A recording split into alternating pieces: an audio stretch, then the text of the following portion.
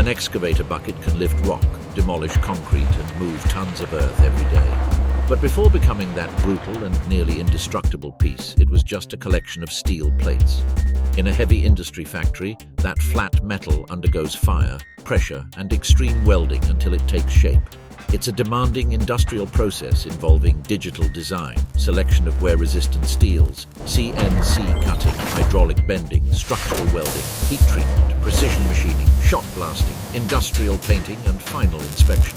Each bucket must withstand constant impacts, severe abrasion, violent twisting, and enormous loads during years of work in quarries, mines, demolition sites, or large civil engineering projects. That's why, in a heavy industry factory, every stage is designed to transform solid steel plates into a tool that combines strength, precise geometry, and a long service life. What from the outside looks like a simple metal shovel is actually a structure calculated down to the millimeter, reinforced in its critical areas, and built to survive in some of the most brutal environments of modern machinery.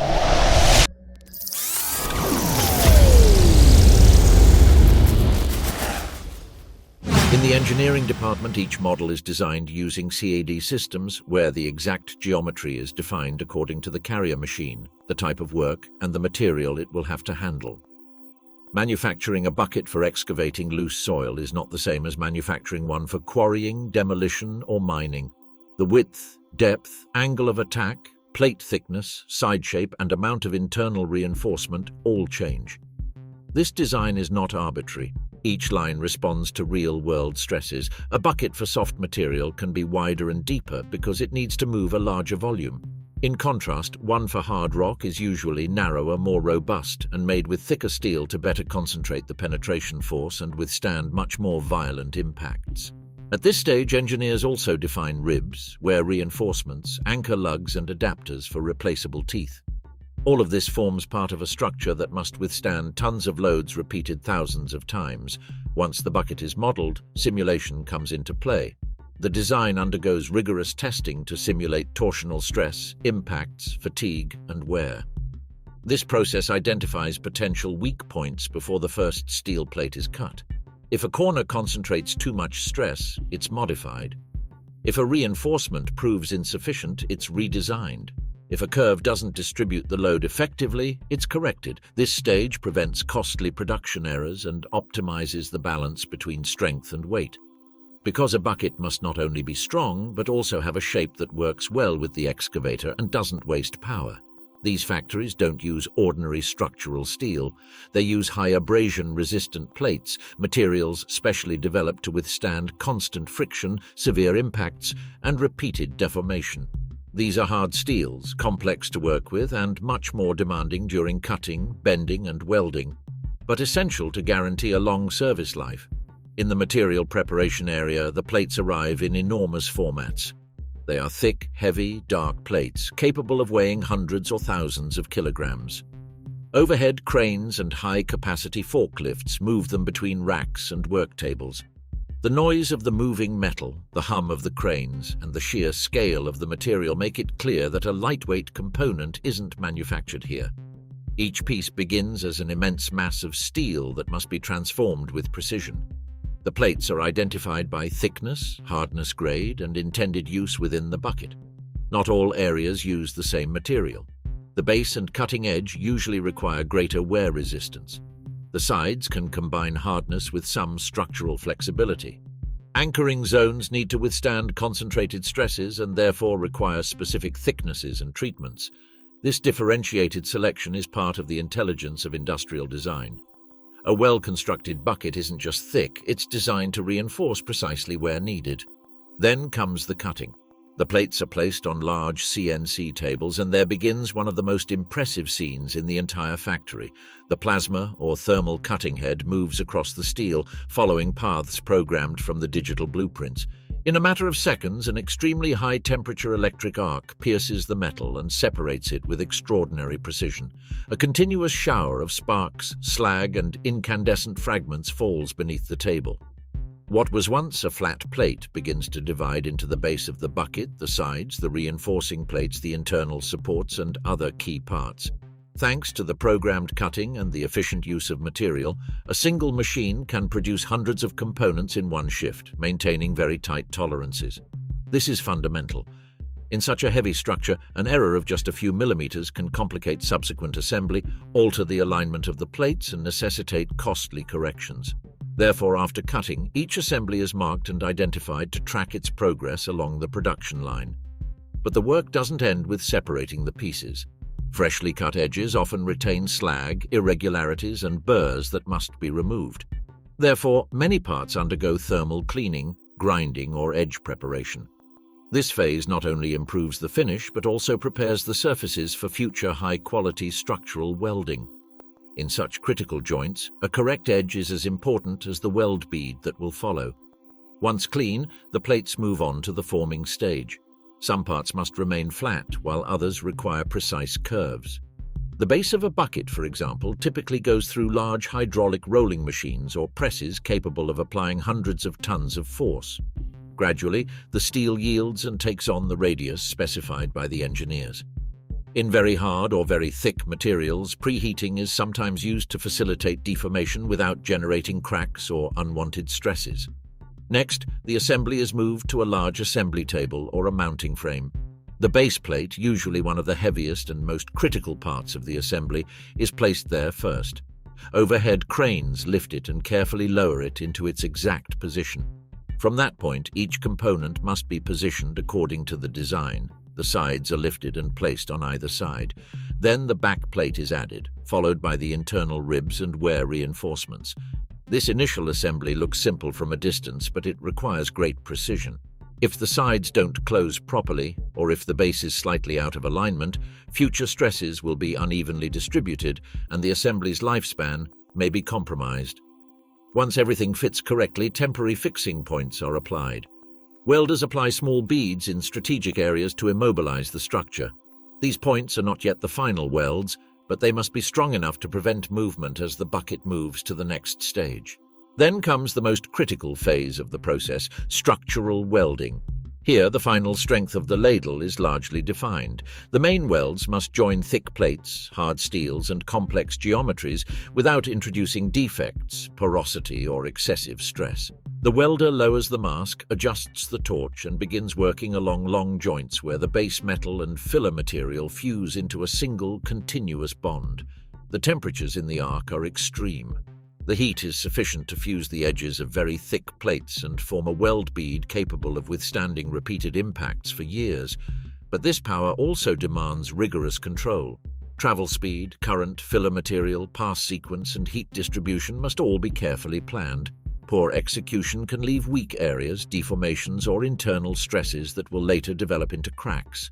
On large ladles, the total weld length can reach tens of meters. Every joint counts. The welds on the bottom, sides, internal reinforcements, and backplate form the tool's true structural skeleton.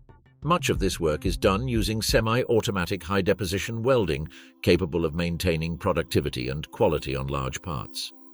In more advanced production lines, some seams can be automated, but even there, human oversight remains crucial. The front edge is one of the most stressed areas of the entire assembly. It's the first part to come into contact with the soil, rock, or debris. For this reason, it's reinforced with special plates and adapters that serve as a base for mounting the teeth. The position of each adapter is precisely marked to ensure a uniform distribution of stress during excavation. If a tooth is misaligned, that point will concentrate abnormal loads, resulting in uneven wear. The adapters are first secured and then welded with thick, continuous welds. They must be firmly anchored to the edge of the bucket because they will receive direct impacts, lateral leverage, and constant abrasion. The replaceable teeth, generally made of high-hardness alloy steel, are mounted onto these adapters. Each tooth can weigh several kilograms and is designed to be replaced when worn, without needing to rebuild the entire edge. The number of teeth varies depending on the size of the bucket and its application. Some compact models have 4 or 5 teeth. Others, intended for heavier work, may incorporate 6, 7, or 8. Their function is not only to break the material. They also help penetrate the ground, reduce resistance to movement, and better distribute stress along the cutting edge. After the tooth system, additional reinforcements are added to the areas of greatest wear. Wear-resistant plates, lower bands, and external ribs are welded where the bucket will experience continuous abrasion. This localized protection extends the service life of the main body. Instead of allowing the entire bucket to wear evenly, the factory protects critical areas with replaceable or oversized components. Another key area is the mounting ears or brackets, the points where the bucket connects to the excavator arm using large steel bolts. These parts must be perfectly positioned, as their alignment is crucial for the bucket's smooth rotation and operation without unwanted stress. During assembly, these ears are carefully positioned and welded, maintaining precise dimensions relative to the rest of the structure. After welding, the ladle appears finished at first glance. It has shape, volume, teeth reinforcements, and anchor points.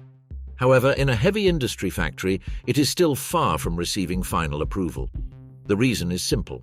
Welding such a large mass of steel generates internal stresses. The extreme heat and uneven cooling can subject the material to invisible stresses that over time would lead to cracks, deformations, or premature failures. That's why a less spectacular stage in the public eye, but absolutely crucial for its durability, comes into play: heat treatment.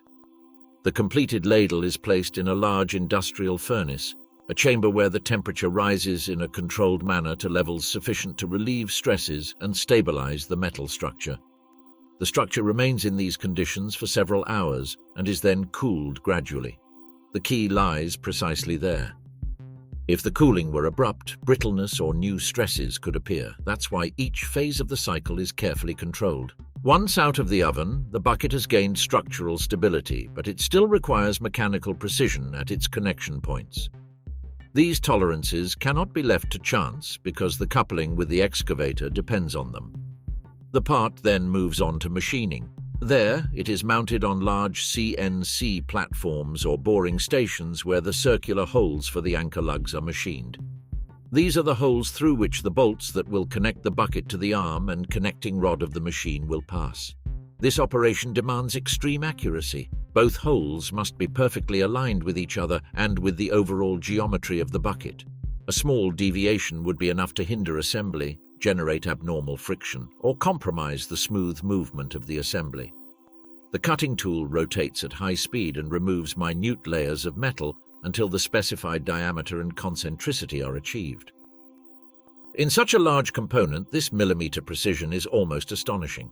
The part weighs tons, but its critical points are machined with minuscule tolerances. Once this phase is complete, the bucket is structurally sound and geometrically precise. However, its surface still shows slag, oxides, welding residue, grease, and marks from the heat treatment process. To truly prepare it for outdoor use and heavy-duty work, the metal needs to be thoroughly cleaned.